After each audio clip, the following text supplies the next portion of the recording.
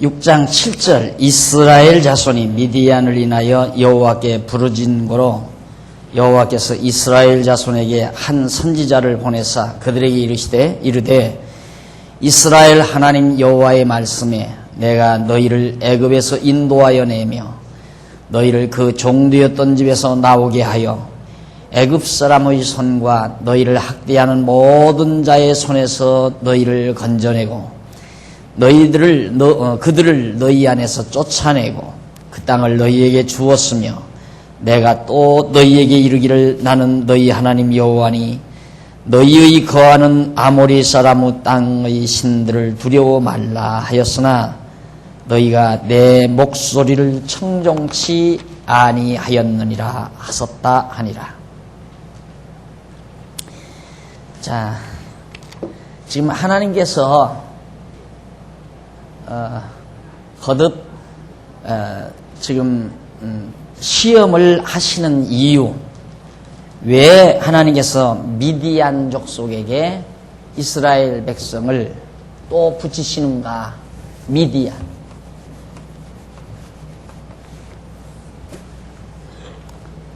지난번에는 이제 가나안 족속에게, 가나안 왕 야빈에게 붙이시더니만 이번에 이제 미디안 족속에게 붙이거든요. 그 붙이시는 하나님의 그 생각이 계세요. 그렇게 붙이시는 배경에는 하나님께서 늘 마음에 두고 계시는 것이 있는데 그 마음에 두고 계시는 그 말씀이 지금 바로 7절로 10절에 나옵니다.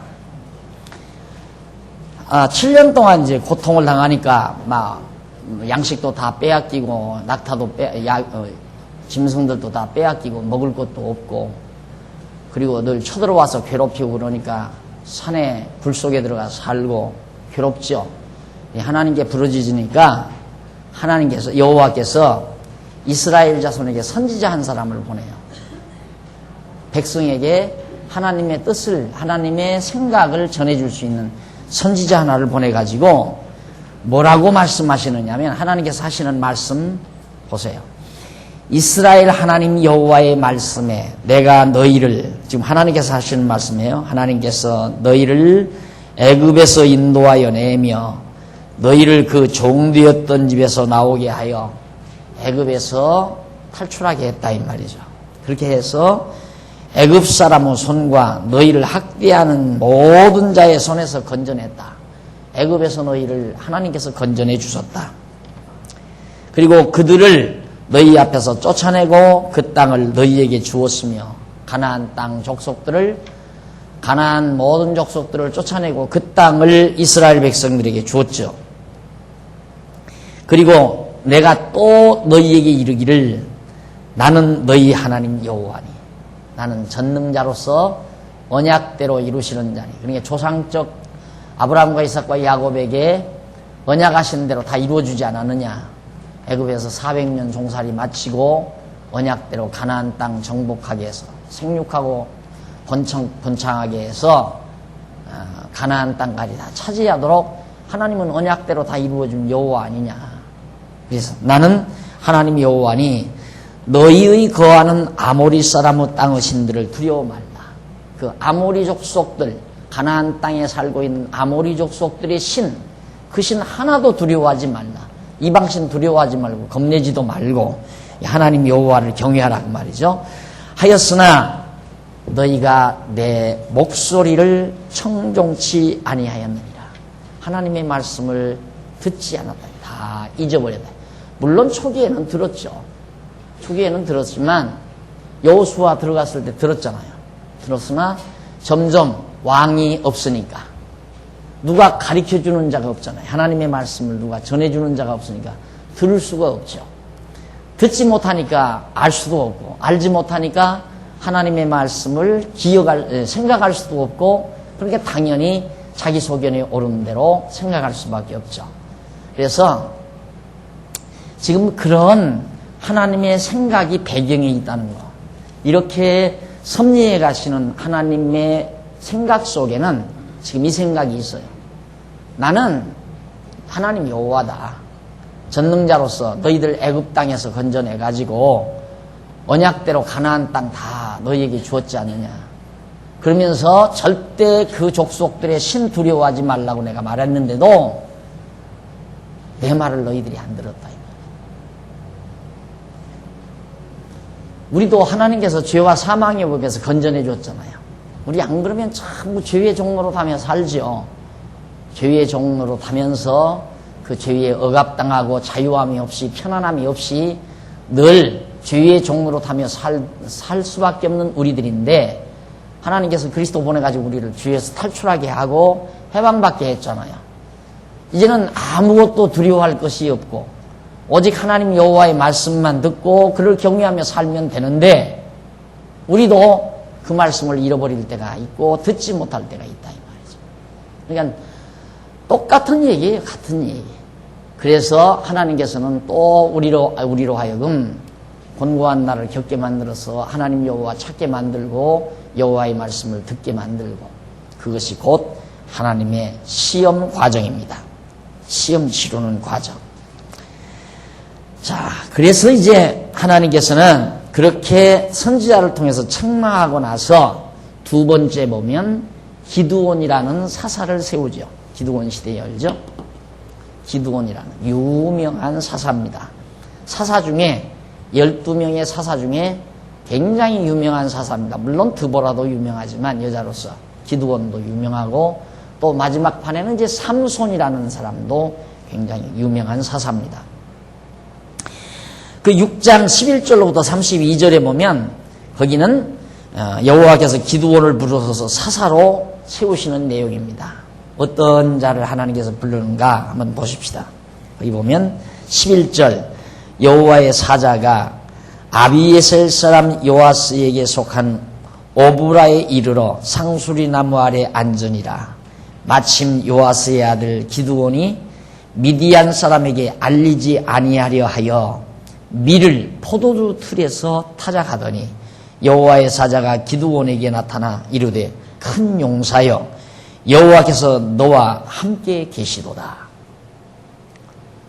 기드온도 별 볼 일 없었어요. 그때 이게 지금 미디안 족속들이 자꾸만 쳐들어와서 곡식 재배해 놓은 곡식 다 가져가고 짐승 길러 놓으면 짐승 빼앗아가고 7년 동안을 계속 그러니까 기드온이 이제 곡식을 재배해 가지고 몰래 그 미디안 사람들이 쳐들어와도 숨기기 위해서 포도주 틀에서는 포도주나 짜는데 그 포도주 틀 곁에서 이제 곡식을 이렇게 타작하는 거예요. 그런데 그때 이제 하나님의 사자가 기드온에게 나타나서 큰 용사여 여호와께서 너와 함께 계신다. 하나님이 너와 지금 함께 계시고 있다. 그러면서 13절 기드온이 그에게 대답하되 나의 주여 여호와께서 우리와 함께 계시면 어찌하여 이 모든 일이 우리에게 미쳤나이까. 하나님이 우리와 함께 계시는데 왜 우리가 이렇게 고통을 당하고 내가 이처럼 지금 몰래 숨어서 곡식을 타작해야 합니까? 그 말이죠.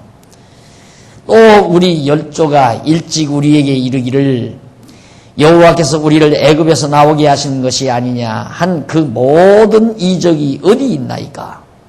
과거에 우리 조상들 얘기 들으니까 뭐 여호와 신이 우리를 그 강대한 애굽 땅에서 우리를 인도해냈다고 그러는데 지금 보니까 뭐 저 미디안 사람들한테 하나님은 꼼짝 못하는 것 같다 이 말이죠. 왜 저렇게 미디안 사람들이 우리를 괴롭히는데 하나님은 뭐 하느냐 이거예요. 애굽 사람들에게서 우리를 건져냈다면 지금도 저 미디안 사람들 하나님께 다 처치해버리고 우리로 하여금 편안하게 해야지 않느냐 이러면서 기드온이 반항을 하는 겁니다. 쉽게 말해 하나님의 사자에게. 하나님이 뭘 우리와 함께합니까? 함께하기는 이제 여호와께서 우리를 버리사 미디안 손에 붙이셨나이다. 하나님은 이제 우리와 함께하는 게 아닙니다. 우리 다 버려가지고 미디안 사람의 손에다가 우리를 다 붙여버렸습니다.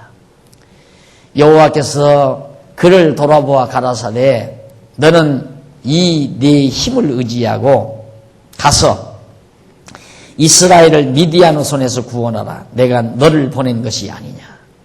그렇게 반항하는 기드온에게 잔소리 말고 너는 가서 네 백성 이스라엘을 구원해내라. 내가 너와 함께 할 테니까 가라. 말이에요.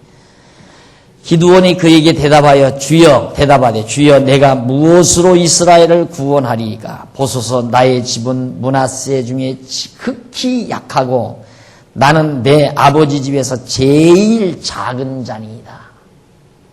그러니까 하나님이 불러도 꼭 그렇게 불러요. 좀 준수하고 잘나고 위대한 사람 좀 부르면 안 돼요. 그렇죠? 그런데 이제 다윗이 왕이 되기 전, 진짜 유다 지파에서 세워지는 다윗이 왕이 되기 이전에는 하나님께서 아주 잘생긴 사람을, 몸집도 크고 모든 사람이 우러러볼 만한 그런 풍채를 가지고 있는 사울을 인간들의 소견대로, 사람의 소견대로 그런 자들을 세워요. 하나님께서. 그래서 세워놓고는 그 자와는 함께 안 해요. 하나님께서. 망하잖아요. 인간의 뜻은 무너진다는 것을 여실히 보여주는 거죠. 사람 보는 거하고 하나님 보시기가 다르다 이 말이에요. 하나님 보시기에 좋아야지 인간이 보기에 좋아서는 안 된다 이 말이에요. 그런데 우리는 항상 이 두 눈 가졌다고 항상 내 눈으로 봐서 야, 저 사람이 저 사람보다 낫다. 저 사람이 저 사람보다 낫고 이런 생각을 곧잘 많이 해요. 저도 이렇게 세상을 살면서 야, 저분은 목회 못해. 저분이 어떻게 목회해?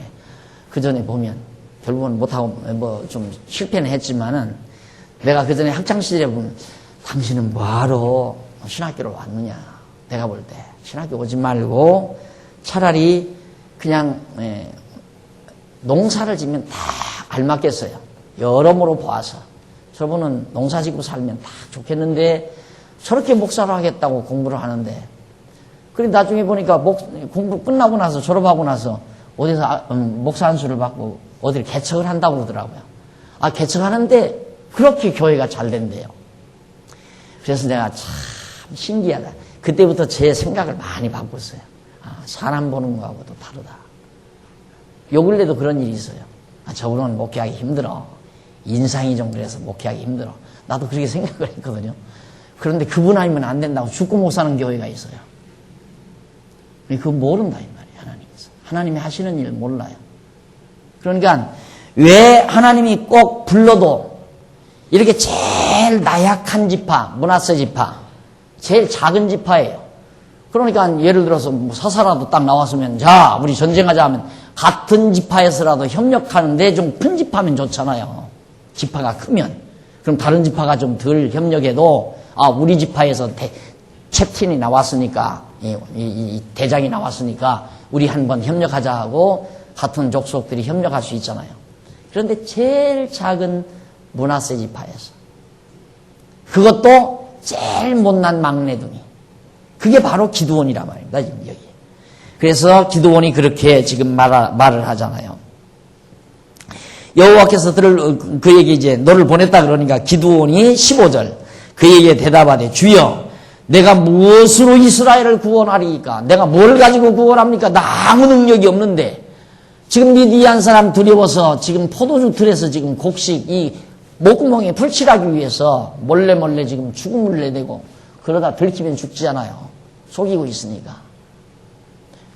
그래서 지금 겨우 이렇게 목숨 부지하기 위해서 몰래 타작이나 하고 있는 나에게 어떻게 내가 가서 백성을 구원하란 말입니까? 그 말이에요. 보소서 나의 집은 므낫세 중에 극히 약하고 나는 내 아비 집에서 제일 작은 자입니다. 그러니까 여호와께서 하시는 말씀이 그에게 이르시되 내가 반드시 너와 함께 하리니 네가 미디안 사람 치기를 한 사람 치듯 하리라. 너 아무 능력 없는 것 같고 무능한 것 같지만 내가 너와 함께해서 미디안 사람을 한 사람 치듯이 내가 하게 할 테니까 걱정하지 말라. 하나님이 일을 시키시고 하나님이 일을 하게 하시는 것이다. 지난번 우리 이제 예전도 연합회 회원들 세미나를 했거든요. 교육을 했는데 세미나가 아니고 교육을 했는데 날더러 교육시켜달라고 해서 리더십의 원리와 실제라고 하는 주제로 제가 교육을 했어요. 근데 실제 부분에서 지도자는 하나님께서 어떻게 지도하게 가시는가? 하나님께서 지도자는 겸손하게 하신다. 겸손하게 하고 확신을 가지게 하고 그리고 사랑으로 지도하게 만들어 가신다. 그러니까 하나님이 세운 지도자는 하나님이 자꾸 겸손하게 만들어요. 자꾸 겸손하게. 겸손하지 않으려야 않을 수 없도록 겸손하게 만들어요. 그리고 뭐에 대한, 하나님의 뜻에 대한 확신에 차이게 만들어요. 확신. 주저주저하거나 그러지 않고 확신에 차도록 하나님께서 역사하시고, 그리고 영혼에 대한 뜨거운 열정과 사랑을 가지도록 하나님께서 섭리하셔서 지도자가 되어지도록. 그러니까 그것만 가지고 있으면 그냥 지도가 되는 거예요. 겸손하고 확신에 차 있고, 그리고 사랑만 가지고 있으면, 영혼을 사랑하는 마음만 있으면 그냥 다 지도가 돼요. 자기가 큰 소리 쳐서 지도하면 안 돼요. 그러니까 교회 지도자는 말 잘한다고 지도되는 것도 아니고, 큰 소리 친다고 해서 지도하는 것도 아니고, 이게 제일 미련한 게 교회 지도자랍시고 큰 소리 치는 사람, 남 욕하고 야단치는 거, 그게 제일 미련하고 어리석은 지도예요. 올바른 참 교회 지혜로운 지도는 말 없이도 조용한 말로. 그러니까 가정도 보세요. 조용한 가정에 애들이 다 순종을 하잖아요. 꼭 못된 애들들이 아주 고약하게 구는 집은 항상 시끄러워. 엄마 소리가 항상 높아. 소프라노. 항상 하고 나와. 그런데도 아이들은 전혀 순종을 안 해. 예. 순종은 고함 소리로 시키는 것도 아니고, 무락무락한 힘으로 시키는 것도 아니에요. 하나님께서 이처럼 겸손한, 아주 힘없다고 스스로 자처하는 기드온을 하나님이 부르시는 거. 지도자로서의 첫째 덕목 갖췄잖아요. 가장 작은 자, 못난 자를 불러놔가지고. 그게 매우 하나님께서 원하시는 지도자의 모습이죠. 그래서 하나님께서는 이 솔로몬, 기드온에게 하나의 확신을 심어줘요. 두 번째 보면, 거기 보면. 너와 함께하리니 내가 반드시 너와 함께한다, 이 말이에요. 그냥 함께한다는 말이 아니에요. 반드시. 여호와께서 말씀하는 거예요. 내가 반드시 너와 함께하리니 네가 미디안 사람 치기를 한 사람 치도 다리라. 약속받잖아요. 언약. 약속을 해줘요. 그래야 확신이 들어가니까. 하나님께서 기드온에게 확신을 심어주기 위해서 약속을 해요. 그러니까 겸손하게 해서 아주 못난 기드온을 불러서 그에게 확신을 주어가지고 지도자로서, 이스라엘의 지도자로서, 사사로서의 임무를 감당하도록 하시는 하나님의 경륜이 이 속에도 담겨져 있습니다. 17절. 기드온이 그렇게 말씀하니까 기드온이 여호와께 대답하되, 그에게 대답하되, 내가 주께 은혜를 얻었사오면. 가만히 하나님께서 말씀하시는 거 보니까, 야, 이거 내가 은혜 얻기는 얻었구나. 그렇다면, 내가 얻었다면 나와 말씀하신 이가 주 되시는 표징을 내게 보시오. 말씀은 들리는데 정말로 그분이 하나님 여호와신지 내가 어떻게 아느냐 이거죠.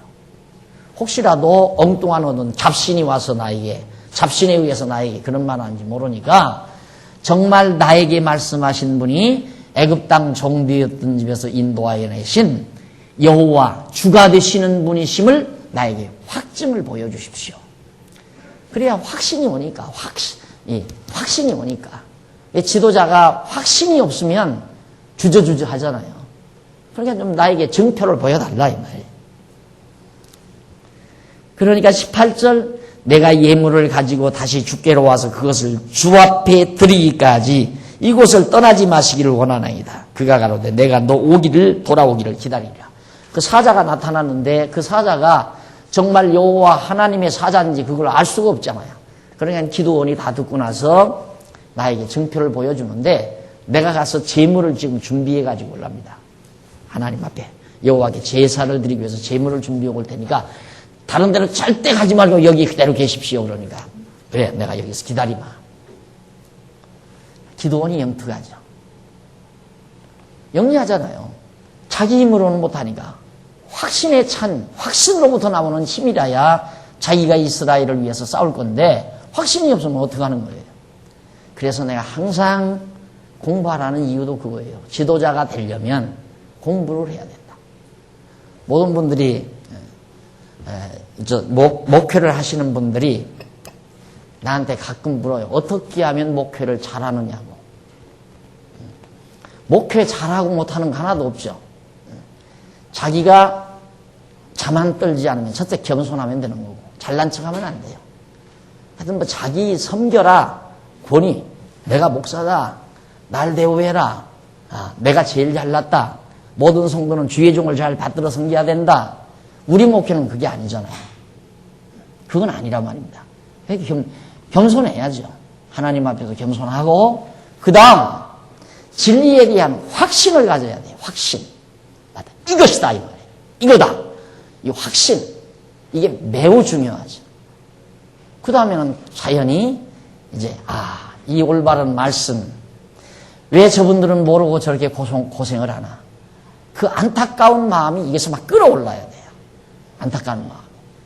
그래서 그 알려주고 싶은 마음. 이게 예를 들면 아이들이 위험한 지금 물가에서 놀면서 위험한 깊이 물 깊이가 깊은 곳으로 자꾸 들어간다 이 말이에요. 저기 들어가면 쟤 죽는데 그러고 앉아 있으면 지도자가 안 되는 거죠. 그걸 보면 막 쫓아가서 붙들어 내고 싶은 그 충동이 일어나요. 나듯이 똑같아요. 그러니까 하나님의 말씀 진리에 대한 확증을 가지고 있으면 확신이 있으면 야 이거 좀 저분에게 알려주어가지고 저분이 속지 않고 진리 안에서 평안하게 즐겁게 살았으면 좋겠다고 하는 그 뜨거운 열정이 막 타올라야 그렇게만 있으면 되는 거예요. 그러면 목회 되는 거예요. 목회 안 될 거 하나도 없어요. 그런데 그게 아니고 가서 목에 힘주고 내가 주의 종이니까 대접자라고 나 고생시키지 말고 연보 많이 해서 날 많이 도와주고 나 좀 많이 사령 많이 주고 나 잘 먹고 잘 살게 해달라. 이런 식 지금은 어느 세상인데 그게 됩니까? 그런 지도자를 누가 따릅니까? 안 그래요? 기도원이 얼마나 영특해요. 내가 확신이 있어야 가서 백성들을 지도하지 나 확신이 없는데 어떻게 지도하느냐 이 말이에요. 근데 공부는 안 하면서 자꾸 지도자가 되겠대. 공부는 안 하면서 권사가 되고 공부는 안 하면서 장로가 되고 이게 답답할 일 아니에요? 그래서 공부하라는 얘기예요. 꼭 권사되기 위해서 공부하라는 얘기는 아니지만 공부하다 보면 확신에 차니까 남들을 자연히 남들에게 지도력이 발휘가 돼요. 내가 확신에 차 있고 영혼에 대한 뜨거운 열정이 있으면 그냥 지도력이 발휘된다 이 말이에요. 내게서. 내가 지도하는 게 아니라 하나님께서 날 만들어주신 나로부터 그냥 지도력이 발휘되는 거예요. 그래서 지도가 되지는 거예요. 그래서 이 기도원이 확증을 얻기 위해서 표징을 보여달라고 구했을 때 허락을 했습니다. 그래서 이제 이 기도원이 나가가지고 재물을 잔뜩 준비하죠. 자, 1523페이지 한번 보십시다. 6장 19절로부터 24절. 사자가 기드온의 재물에 응답함으로 확신을 줍니다. 기드온이 와서 이제 재물을 차렸어요. 19절. 기드온이 가서 염소 새끼 하나를 준비하고 가로 한 에바로 무교 전병을 만들고 고기를 소쿠리에 담고 국을 양푼에 담아서 상수리 나무 아래 그들에게로 가져다가 드리매 하나님의 사자가 그에게 이르되 고기와 무교 전병을 가져 이 반석 위에 두고 그 위에 국을 쏟으라. 기드온이 그대로 하니 여호와의 사자가 손에 잡은 지팡이 끝을 내밀어 고기와 무교 전병의 댐에 불이 반석에서 나와 고기와 무교 전병을 살랐고 여호와의 사자는 떠나서 보이지 아니한지라. 놀라운 표적이 하나 나타납니다. 염소 새끼 하나를 가지고 와 그리고 전병 지짐이죠. 지짐 만들어서 나 가져오니까 갔다가 염소 잡고 그 위에다가 지짐이 놓고 그 위에다가 국물 국 가지고 와 양푼에 가져온 국 거기다 위에다 다 쏟아버리라. 그런 게 철퍽할 거 아니에요. 그런데 거기 불이 붙겠어요? 그래서 제물 드렸는데 그 제물 위에다가 이 사자가 지팡이 끝을 갖다 딱 대요. 그러니까 그 반석에서 불이 나와가지고 그 제물을 다 살라버리는 거예요. 유유히 하나님의 사자는 사라져버리고 맙니다. 기드온이 그 놀라운 징조를 본 거예요. 증표를. 맞다. 정말 하나님이 나와 함께 하시고 내 손으로 미디안 족속을 단번에 한 사람 치듯이 하나님께서 해주실 것이 확실하구나. 거기에 대한 확신이 들어갔어요. 그래서 그가 그 사명을 감당하게 되는 겁니다. 자, 어제 제가 만나서 식사하시는 분이 막 가슴이 뜨겁다고 하는 이유가 있었어요. 그 이유는 뭐냐면 지금 이 장안중앙교회에서 전파되어지는 이 진리가 이렇게 대단한 것이라는 걸 몰랐다는 거예요, 자기는. 그냥 보통, 다른 교회보다 좀 건전하다. 성경도 다른 교회보다 좀 잘 가르치고. 이런 차원이었지, 자기가 그렇게까지 몰랐다는 거예요. 그런데 지금은, 그분 말 그대로 할게요. 날 추기 위해서 하는 얘기가 아니에요. 내가 세계적으로 가장 위대한 신학교를 나는 다니고 있다. 자기가 그렇게 생각이 된대요. 그러니까 막 흥분이 된다는 거예요. 내가 어쩌다가 이렇게 됐는가. 그걸 어떻게 했냐면 확인하고 온 거예요, 이 양반이. 확인을 했어요. 이렇게 대단한 것이라는 걸 가지고 확인했다, 이 말이에요. 그러니까 오늘 우리도 그걸 확인시켜서 오후에 신학 공부를 하는 거거든요. 오후에 신학 공부를 하잖아요. 왜 신학 공부를 하라고 하는가. 그걸 모르면 지금 여러분들이 공부하고 있는 이것이 얼마나 대단하고 얼마나 정말 좋은 건가 이게 비교가 안 되니까 이런 말도 있구나. 내가 전에 좀 잘 몰랐구나. 이런 차원이란 말입니다. 이 오후에 기왕이면 신학 교수들이 미국의 유명한 하버드 대학에서 신학과 과장이 오고 예일 대학에 신학과 과장이 와서 강의를 한다면 더 좋겠지만 우리 실정이 그럴 수는 없잖아요. 그런데 말씀드리지만은 이 신학은 뻔해요. 세계적으로 그게 그거예요, 그냥. 다 뻔해요, 다. 그러니까 여기 나오는 강의하시는 목사님들도 다 아는 거란 말입니다. 그거 다 똑같은 말이에요. 뭐 영어 다 우리말로 다 번역된 거고 누가 말해도 다 똑같은 거예요. 결국 가서 부딪히는 것은 신학에서 부딪히는 게 뭐냐면 결국 죄의 기원, 그 다음 인간의 자유의지, 하나님의 주권, 인간의 자유의지. 그거예요. 그거 해결이 안 돼서 그냥 그 언저리에서 하다가 다 끝나는 게 바로 신학이란 말입니다. 그러니까 하버드에서 안 와도 되고 예일에서 안 와도 돼요. 그냥 우리 목사님들이 와서 강의해도 충분히 신학을 알 수 있다 이 말이죠. 그거 공부해서 학점 따가지고 여러분 졸업장 받으라고 지금 공부시키는 게 아니에요. 그걸 공부해봐야 지금 내가 가지고 있는 이 진리가 또 내가 배우고 있는 이 진리가 얼마나 대단한 것이라는 거. 지난번 잠깐 쉬느라고 인터넷에 들어가 보니까 어느 자매님이 인터넷에 글을 올렸더라고요. 글을 올렸는데 지난번 졸업식에 성도대학 신학원 졸업한다니까 아이고 이 나이에 무슨 놈의 신학 졸업장에 내가 가느냐 올 생각도 안 했대요. 그냥 하라니까 이거 하래야 뭐 이 다음 본사 되는 데도 필요하고 뭐 노예 일하는 데도 필요한다니까 그냥 하나 해두자. 그리고 그냥 등록만 해뒀지 졸업식장에 나야 생각도 안 했대요. 그런데 어떻게 갑자기 얘기가 돼가지고 아침 급소 생각들이 돌아서서 몇 명이 이제 왔다는 거예요. 졸업식장에.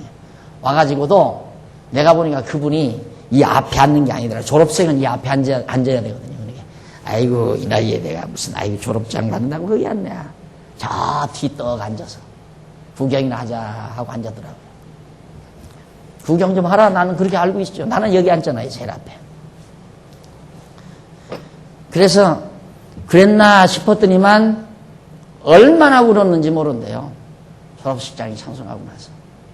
펑펑 울었대요. 펑펑. 그런 졸업식장이 어디 있어요? 왜 그랬는가? 와, 이렇게 위대한 졸업이 있는 걸. 이게 위대한 졸업이라는 걸 알았다는 거죠. 그때 졸업식장, 제가 졸업할 때 졸업식장에서 강론한 내용 기억하시죠? 아하스 때 모세 오경 하나 발견하고도 나라가 뒤집어져 버렸어요. 모세 오경, 성경, 모세 오경을 언약궤 뒤에다가, 언약궤 옆에다가 보관했잖아요. 그런데 성전이 다 엉망돼지면서 먼지가 수북하고 엉망돼지면서 다 잊어버렸던 거예요. 그러다가 성전 다 청소하고 수리하다가 그만 오경이 발견된 거야. 발견되자마자 요아스가 백성 전체에게 막 하나님 말씀 오경을 가르쳤잖아요. 그러니까 나라가 뒤집어져 버렸어요, 나라가. 그래서 온 나라가 하나님의 은총 속에서 평강을 누리며 살게 됐잖아요. 그 다음, 종교개혁 당시, 이건 오경도 아니야. 마틴 루터가 로마서 1장 17절 한 절이 한 규절. 믿음으로 말미암아 믿음에 이르게 하나니 의인은 믿음으로 말미암아 살리라. 이 성경 구절 한 구절이에요. 그 한 규절이 루터의 가슴을 두들겨 팼다 이 말입니다. 이 루터의 가슴을 뜨겁게 만들어가지고 역사의 장을 바꿨잖아요. 세계 역사를 바꿨고 세계 문화를 바꿨다 이 말입니다. 종교개혁 이후. 유럽 문명이 뭐예요? 개혁 문명이 종교개혁 문명이에요. 유럽 문명이. 미국의 문명이 뭐예요? 종교개혁 문명이에요. 오늘 우리가 형용하는 문명이 뭐예요? 종교개혁 문명이에요. 로마서 1장 17절 한 절이 이렇게 세상을 바꿔놔버렸다 이 말이에요. 그렇다면 오늘 여러분들이 공부하는 것은 로마서 1장 17절 한 절도 아니고 로마서 한 권도 아니고 마태복음 한 권도 아니고 모세오경도 아니고 창세기부터 요한계시록까지 내용도 아니고 창세기부터 요한계시록까지의 내용이 지니고 있는 그 깊은 의미가 드러났다 이 말이에요. 의미가. 이에 대한 여파가 어떻게 나타날지는 숙제로 여러분들에게 던지면서 졸업식 설교를 제가 마무리한 적이 있습니다. 끌어오는 거예요. 그러니까 오늘 우리가 듣지 않으면, 안 듣고 안 배우면 어떻게 이게 안 와요. 이게. 그러니까 말씀 좋다고 막 처음에 막 와요. 와가지고는 나 다 배웠어. 그리고 공부 안 해. 나 다 배웠는데 뭐. 공부 안 하고는 그 다음부터는 이제 교회 왔다 갔다 하면서 아이고 뭐 꼭 교회 나가야 되나? 안 나가도 다 구원 얻는 건데. 꼭 뭐 연보해야 되나? 11조 안 나오고 구원 얻나? 목사님 그러는데 11조 하지 말라고 그러는데. 연보도 잘 안 하고 교회도 잘 출석 안 하고 어쩌다가 한 번씩 나오고. 그저 나는 잘한다 하고 그러기 치나. 그러니 뭐가 밀려오는가 점점. 이게 오는 거예요. 그게 그거네 뭐. 열심도 없고 뭐 충성하고자 하는 것도 없고 봉사할 힘도 안 생기고 그러니까 이제 뒷저들어서 슬슬 물러나앉아. 그러다가 피시리 하니 쓰러져 버리고. 글쎄 참으로 내가 젊게 보이는지는 모르겠어요. 목사님 젊게 사시는 비결이 뭐냐고 자꾸 묻는데 난 비결이 있어. 비결 가지고 사는 건 아니지만 가슴이 끓는 것 하나는 있어요. 항상 끓죠. 예. 그 힘으로 살지요, 솔직히. 우리 성도들이 하나님 앞에서 정말 은혜에 대한 감동을 상실하고 내가 가지고 있는 보화에 대한 소중함을 못 느낀다면 무슨 힘으로 충성하며 무슨 힘으로 하나님을 경외하며 살겠습니까? 이스라엘 백성들이 정말 하나님에 대한 확정이 없으니까 그럴 거 아니에요. 뭐 조상들이 말하는데 옛날 우리들을 뭐 애굽에서 그 감대한 애굽에서 우리를 구출해서 이 땅 다 족속들 다 몰아내고 우리 여기서 살게 했다더라. 말로는 들었어요. 근데 눈으로는 안 보인다 이 말입니다. 그게 왕이 없으니까 그것마저도 안 가르쳐. 그러다 보니까 자기 소견대로 하다가 결국 적군에게 맡기니까 적군들이 다 백성들을 괴롭히고 그러니까 에이 옛날 조상들이 한 얘기 다 거짓말이다 이거야. 정말 하나님 여호와가 살아계시다면 애국과 같은 강대한 나라도 다 척결해서 우리 이렇게 편안하게 살게 했는데 지금 저 미디안 족속들 왜 하나님 왜 처치하나? 왜 저들을 다 왜 못 몰아내나? 지금 기드온이가 의심하는 게 그거 아니에요. 못 믿겠다 이거예요. 그럼 반항하잖아요. 그러니까 하나님께서 그것도 또 다시 아니다. 내가 너와 함께한다. 내가 너로 하여금 미디안 족속을 한 사람 치듯이 해주마. 그러니까 기도원이가 있다 가만히 듣다 보니까 이거 봐라. 그러면 당신이 진짜 하나님 여호와인지 내가 어떻게 알겠느냐? 나 그거에 대한 확증을 보여주라. 증거를 보여주라.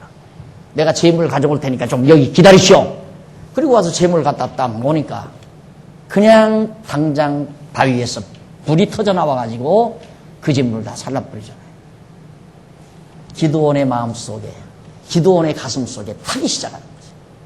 맞다. 와, 진짜 하나님이 나와 함께 하신다. 야, 진짜 하나님이 우리를 애굽 땅 종되었던 집에서 인도하신 여호와 하나님이다. 그 확신이 기드온 시대의 아름다운 시험을 통과하는 과정이 됩니다. 이게 없으면 안 돼요. 여러분 꼭 그걸 찾을 때까지. 그러니까 그분도 그러더라고요. 목사님이 한번 신바람 나게 멋있게 예수 믿으라고 자꾸 그러는데 그냥 그게 귓전에 왔대요. 신바람 나고 멋있게 예수를 믿으라. 신바람 날 게 있어야 신바람이 나죠. 그런데 자기가 지금 신바람이 났다. 왜? 확증이 되니까. 야, 이렇게 좋은 건 줄은 몰랐대요. 이렇게 좋은 건 줄. 대단한 신학자를 만났던 모양이에요. 어느 신학대학에 가서 신학자를 만나는데 우습더라는 거예요. 우습더라. 그러니까 이게 대단한 거구나. 그때야 이제 발견하게 돼. 확신이 온 거예요. 아무리 내가 대단하다면 뭐합니까? 여러분들이 대단하다고 느낌이 없는데. 이게 대단하다고 느낄 수가 없죠. 이것밖에는 모르니까 여기서 그냥 가르쳐주는 이것밖에, 그런 거구나 이거죠. 그런데 이게 비교가 돼야. 자, 요건 완전히 금덩어리고, 요것은 금덩어리고, 이것은 휴지 조각이고, 이렇게 비교가 돼야. 이거보다, 이게 참 좋다. 이렇게 되잖아요. 그런데 여러분들이 엄청나게 좋은 걸 가지고 있으면서도 비교를 못 하는 거예요. 그러니까 좋은 줄을 모른다니까요. 좋은 줄을. 여러분 아이들에게 선물을 사다 주면 똑같은 걸 사다 주면 아이들이 뭐 별로예요. 동생도 그거 주고 나도 그거 주고 젊은도 그거 주고. 그럼 짜증을 부려요. 왜? 저에게 사다 준 것으로 만족한 게 아니라 자기하고 똑같은 걸 동생 줬다는 것이 신경질이 나는 거야. 그러니까 아이들에게 선물을 사다 줘도 지혜가 있어야 돼요. 지혜가. 똑같은 거 사다 주면 공평해서 좋을 것 같죠. 새놈이면 새놈한테 다 환영 못 받아요. 똑같은 선물을 사다 주면. 이게 다 각각 달라야 돼. 막내둥이에게는 막내둥이에게 적당한 선물. 그놈이 좋아할 선물. 언니 거하고 바꾸라기도 안 바꾸는 선물. 또 언니는 언니에게 적당한 선물. 동생 거하고 바꾸라기도 안 바꾸는 선물. 그렇게 사다 줘야 새놈이 다 좋아하는 거예요. 비교가 되니까. 야, 네 거보다 내가 더 좋다 이거야. 동생은 언니 거보다 내가 더 좋아? 그래야 즐겁잖아요.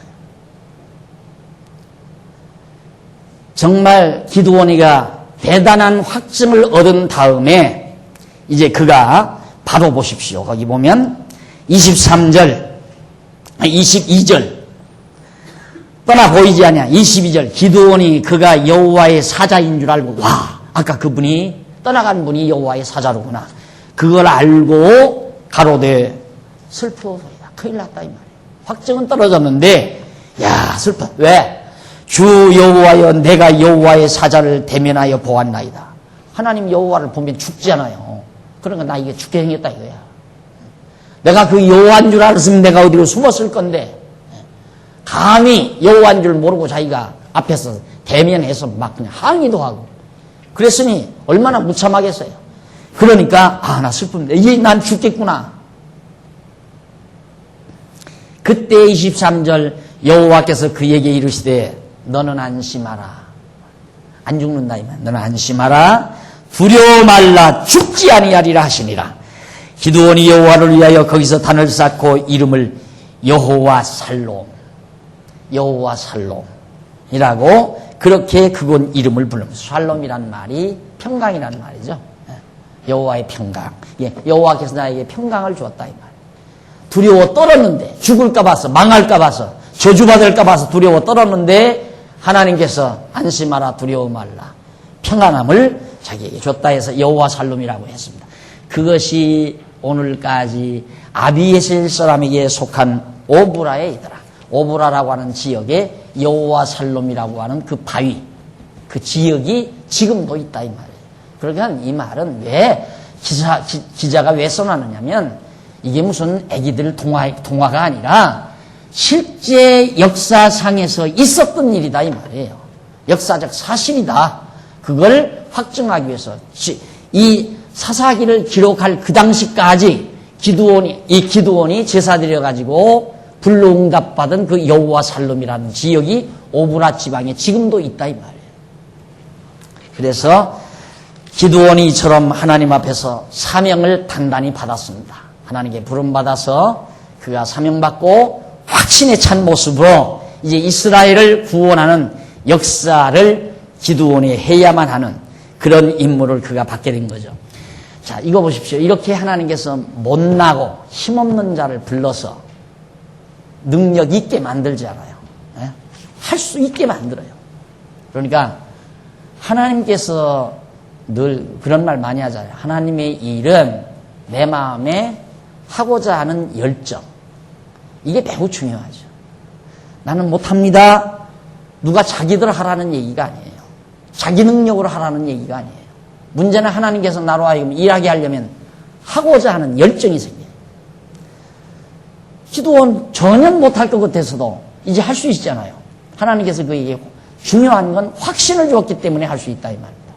만약에 기드온에게 확신이 그가 여호와의 심에 대한 확신이 없었다면 기드온이 절대 백성을 구원할 수가 없죠. 그래서 지도자에게 아주 필요한 것은 확신입니다. 무엇보다도 확신. 내가 가지고 있는 것에 대한 소중함과 그것이 참 진리라고 하는 것에 대한 확신. 이것이 무엇보다도 중요하다. 그 다음 6장 25절로 27절에 보면 기드온이 당장 바알단을 헐고 여호와 단을 쌓으라고 명령에 순종하죠. 이날 밤에 여호와께서 밤에 이제 기드온에게 나타나요. 기드온에게 이르되 네 아비의 수소 곧 7년 된 둘째 수소를 취하고 네 아비에게 있는 바르단을 헐며 단 곁에 아세라상을 찍고 우상 다 철폐하라 이 말이에요. 수소를 제물로 정하고 그리고는 또 이 견고한 성 위에 네 하나님 여호와를 위하여 규례대로 한 단을 쌓고 아직 성전이 없을 때니까 둘째 소를 취하여 네가 찍은 아세라 목상, 아세라 나무죠. 아세라 우상을 만들었던 그 나무들을 장장으로 패서 번제를 드려라. 우상 다 나무로 깎아서 우상 만들었는데 지금 우리 동네, 우리 마을에 요즘 자꾸 그런 게 생기더라고요. 참 망할 놈의 나라야. 그걸 뭐로 그렇게 만들어요? 천하지대장군, 지하지대장군.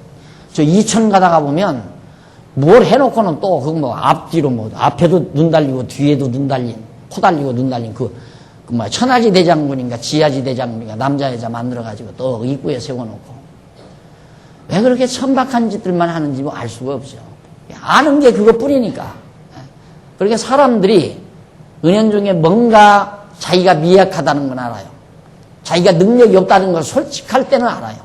그러니까 뭔가가 좀 이 일을 지켜주기를 바라는 마음으로 문 앞에다가 이놈들 못된 놈들 두르지 마라. 이 무서운 양반 있다 하고 그걸 세워둬야 마음이 흐뭇한 거야. 제가 나무로 깎아서 세워놓고 그것을 의지하고 사는 게 인간이라 이 말이에요. 천하 없어도 그래요. 그런데 사람 앞에는 자기가 당당한 것처럼 자기가 아주 대단히 능력인 것처럼 왜 자고해야 되니까 사람 앞에서 기죽으면 안 되잖아요. 그런데 언제 솔직하냐면 자기 혼자 있을 때. 그러니까 남자들이 자꾸 아내 앞에서 큰 소리 치는 이유는 기안 죽으려고 그러죠. 기안 죽으려고. 자기가 기안 죽으려고. 그러니까 아내 앞에서라도 잘난 척 해야 되잖아요. 그래야 아내가 자기를 의지하고 따르니까. 그게 대부분 이 남자들 세계에서 있는 일이거든요. 그러나 자기 혼자 있을 때는 완전히 어깨 쳐져 있는 거죠. 그러니까 퇴출당한 남편분들이 절대 아내에게 나 직장에 퇴출당했다 그 말 안 하잖아요. 언제 큰 소리 치는가? 승진했을 때 와서 여보! 한 소리 크게. 왜? 나 승진했다 이거야. 그게 나약한 모습이에요. 인간의 나약한 모습. 그러니까 남에게 큰 소리 치는 것은 자기 나약함을 드러내는 얘기예요. 과시하는 거거든요. 자기 나약함을 그대로 드러내기 싫으니까 나약함을 커버하기 위한 것이 상대에 대한 큰 소리 위압을 주는 거란 말이에요. 자만 떨고. 죄송하지만 대통령 지나고 가는 분 좀 얘기해서 안 됐지만 여러분 어제 참 희생하잖아요. 5년 동안 대통령 마치고 청와대 떠나는 대통령의 모습이 얼마나 초라합니까? 그게 순수한 인간의 모습이라 이 말이에요. 그런데 인간은 꾸준히 자기 잘난 척하고 사는 거다. 자기 잘난 척하고. 그러면 우상을 나무로 깎아서 세워놓고 그걸 의지하고 사는 인간이라면 얼마나 나약한 인간이에요. 이스라엘 백성들이 다 그 짓 하니까 하나님께서 기드온에게 너 그거 다 척결하고 아세라 목상 장작으로 만들어서 너 송아지 끌어다가 제물로 해서 하나님 앞에 제사 드려라. 하나님께서 명령한 거예요. 이에 기드온이 27절 기드온이 종 열을 데리고 여호와의 말씀하신 대로 행하되 아비의 가족과 그 성읍 사람들을 두려워함으로 이 일을 감히 백주에 행하지 못하고 밤에 행하니라. 하나님께서 기드온에게 살짝 얘기하니까 기드온이 아버지가 다 해놓고 그 성중 사람들이 다 그 찬동에서 다 해놨는데 그걸 어떻게 기드온이 사람을 데리고 나가서 한다 할지라도 맞아 죽으려고 안 그래? 너 이놈 동네 망하는 거 보려고 너 그러느냐 하고 동네 사람들이 다 나와서 몽둥이로 패죽이면 어떡할 거요? 그러니까 기드온도 겁난 거예요. 하나님께서 하라니까 하기는 하지만은 그러니까 사람들 다 잠든 사이 밤에 몰래 가서 전부 우상들 다 패가죠. 그렇게 해서 이제 하나님 앞에 제사를 드렸다 하는 얘기입니다.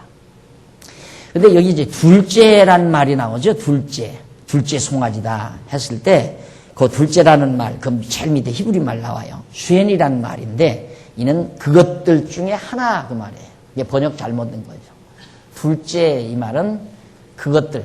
그러니까 아버지가 기르는 소들 여러 마리 중에 하나를 잡아오라. 이렇게 돼야 되는 얘기죠. 7년 된 둘째 송아지가 아니라 7년 된 수송아지 중에 하나를 데려와라. 갖다가 제물로 드리라. 그 말입니다. 그 다음 넘어가서 1525페이지 6장 28절로 32절에 보면 발단 사건으로 인해서 성읍 사람들과 충돌이 일어납니다. 당연히 그러지 않겠어요? 동네 사람들이 아침에 또 일어나 보니까 자기네들이 금이야 오기야 섬기던 그래도 그것도 바라보고 마음에 안심을 하고 그래도 이 우상님께서 우리를 지켜준다 이렇게 훈훈하게 살았는데 아침에 일어나 보니까 잿더미가 돼버리고 말았다 이 말이에요. 그러니까 이거 누구 짓이냐 지금 그 얘기예요. 그게 지금 28절부터 나와요. 성읍 사람들이 아침에 일찍이 일어나 본즉 바르단이 회파되었으며 단곁 아세라같이 겹고 새로 쌓은 단 위에 그 둘째 소를 드렸는지라. 서로 물어가로되 이것이 누구의 소유인고 어느 놈이 와서 이런 짓을 했느냐. 그들이 캐여 물은 후에 가로되 요아스의 아들 기드온이 이를 행하였도다. 이거 아마 기드온이가 그 일을 행했는데 짐작을 하는 거죠. 예측을 하고 성읍 사람들이 요아스에게 이르되 네 아들을 끌어내라. 그는 당연히 죽을지니 이는 바르단을 회파하고 단곁 아세라상을 찍었습니다. 그러면 얼마나 타락했어요. 얼마나. 그렇죠? 여호와 하나님을 경외하고 섬기게 아들 백성이 아세라상 우상의 단을 만들어 놓고 우상 섬기고 있다 이 말이에요. 그걸 없앤 기드온을 죽이겠다니까 얼마나 상황이 다르느냐 이 말이죠. 천지 차이로 달라져 버리잖아요. 그러니 하나님께서 내버려 두면 되겠어요? 그래서 7년을 맡긴 거예요. 미디안 족속에다가 고통을 당하라. 그래가지고 31절에 보니까 요아스가 자기를 둘러선 모든 자에게 이르되 아버지 요아스 기드온의 아버지 말이 명언입니다. 너희가 바알을 위하여 쟁론하느냐? 너희가 바알을 구원하겠느냐?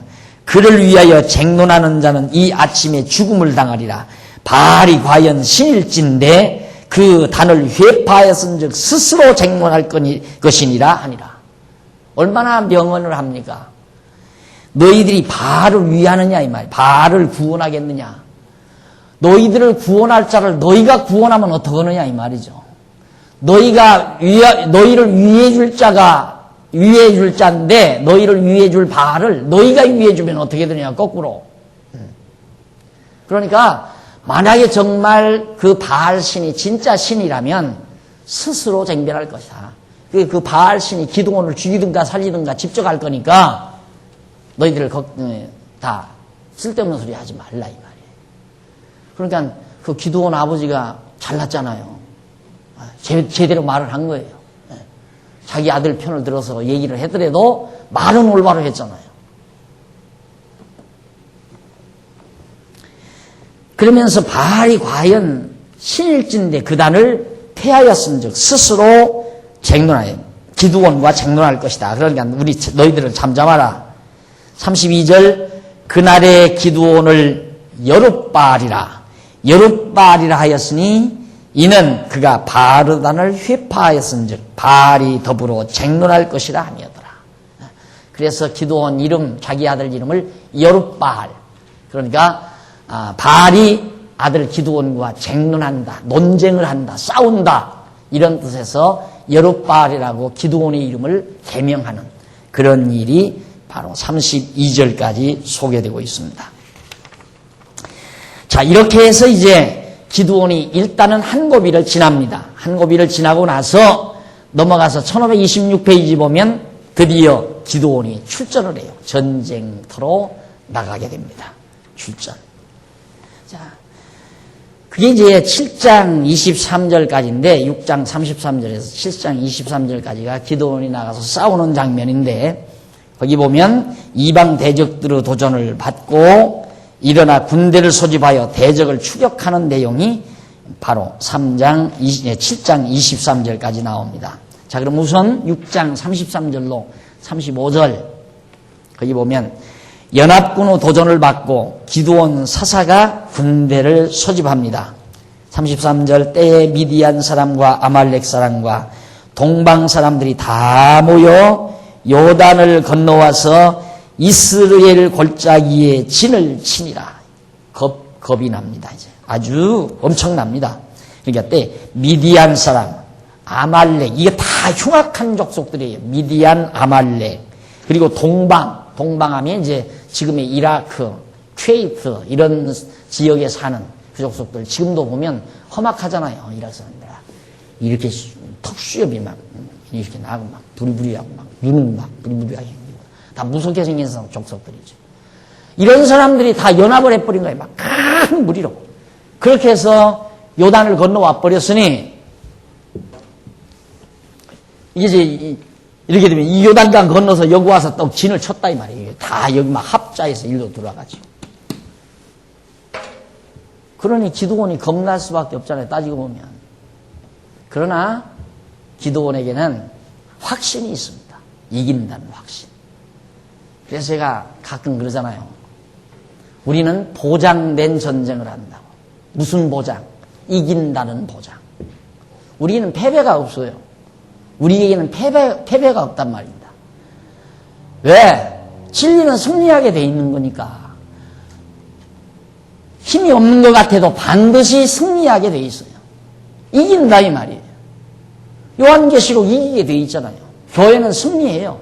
반드시. 지금 교회가 점점 자라서 양육해서 무장시켜가지고 선한 싸움을 싸우게 해서 승리케 하는 게 요한계시록 아니에요. 우리는 승리가 보장된 거예요.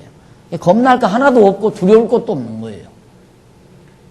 이런 확신을 우리가 가져야 바로 선한 싸움을 우리가 싸울 수 있듯이 기도를 보십시오. 하나님께서 너로 하여금 모든 미디안 군대를 한 사람 치듯 하리라.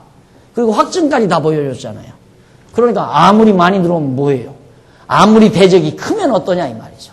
아무리 무서우면 어떻고 대적의 수가 아무리 많으면 어떠냐 이 말이죠. 상관없어요. 전쟁의 승패는 수의 많고 적음에 있는 것이 아니니까 하나님의 손에 달려있다 이 말입니다. 기드온 당당하게 출전을 하죠. 대적들이 몰려오니까 기드온이 어떻게 했습니까? 자, 진을 치니까 이 34절 정확한 때에 하나님께서 기드온에게 나타나잖아요. 여호와의 신이 기드온에게 강림하시니 기드온이 나팔을 불매 아비멜렉 족속이 다 모여서 그를 쫓았다.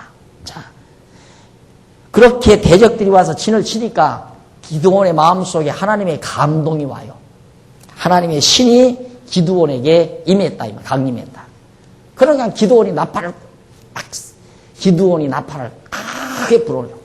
그러니까 나팔 소리 듣고 백성들이 와, 전쟁이 일어났다, 가자 하고 백성들이 기드온을 중심으로 해서 막 모여듭니다.